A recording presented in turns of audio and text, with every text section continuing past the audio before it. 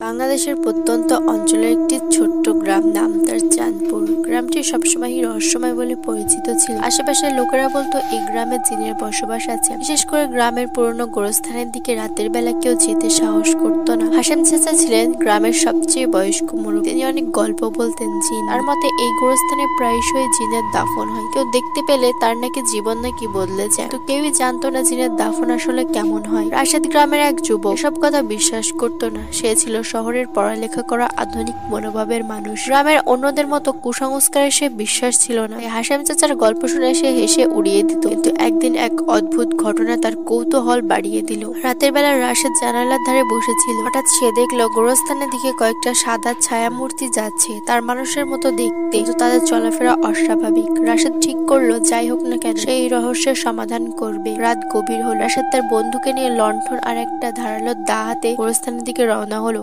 বন্ধুটি বারংবার বারণ করছিল, কিন্তু রাশেদ শোনেনি। তারা যখন গোরস্থানের কাছে পৌঁছালো, চারিপাশের গ্রাম থমথমে, চারিপাশের পরিবেশও থমথমে। গাছের পাতাগুলো পর্যন্ত যেন নিঃশব্দ। হঠাৎ তারা দেখতে পেল কয়েকজনের লম্বা আকৃতির ছায়ামূর্তি একটা পুরনো কবরে কিছু নিয়ে কাজ করছে। তাদের সাদা পোশাক আর লালচে চোখ অস্বাভাবিক। রাশেদ আর তার বন্ধু গাছের আড়ালে লুকিয়ে দেখছিল। তারা দেখলো সেই ছায়ামূর্তিরা একটি লাশ মাটির নিচে রাখছে, কিন্তু লাশটি ছিল অদ্ভুত, আধা মানুষের মতো। তো হাত পা লম্বা, চোখ বড় আর শরীরে উজ্জ্বল সবুজ আলো। তারা কিছু অজানা ভাষায় কথা বলছিল। রাশেদ সেই ভাষা বোঝার মতো চেষ্টা করলো, কিন্তু ব্যর্থ হলো। তাদের কাজ শেষ হলে হঠাৎ সবাই মিলে গোরস্থানের দিকে তাকালো। তাদের লালচে চোখ একদম রাশেদ আর তার বন্ধুর দিকে থেমে গেল। বন্ধুটি চিৎকার করে পালাতে চাইলো, কিছু একটা তাকে মাটিতে আটকে ধরলো। রাশেদ বুঝতে পারলো সে বড় ভুল করেছে। মাটির নিচ থেকে কেমন যেন এক অদৃশ্য তাদের দিকে এগিয়ে আসছে। বন্ধুটি দৌড়ানোর চেষ্টা করলেও তার পা মাটির সঙ্গে লেগে যাচ্ছিল। রাশেদ প্রাণপণ দৌড়াতে লাগলো, কিন্তু পেছন থেকে ভয়ঙ্কর গর্জন শোনা যাচ্ছিল। যখন রাশেদ গ্রামে ফিরে এলো, সে ছিল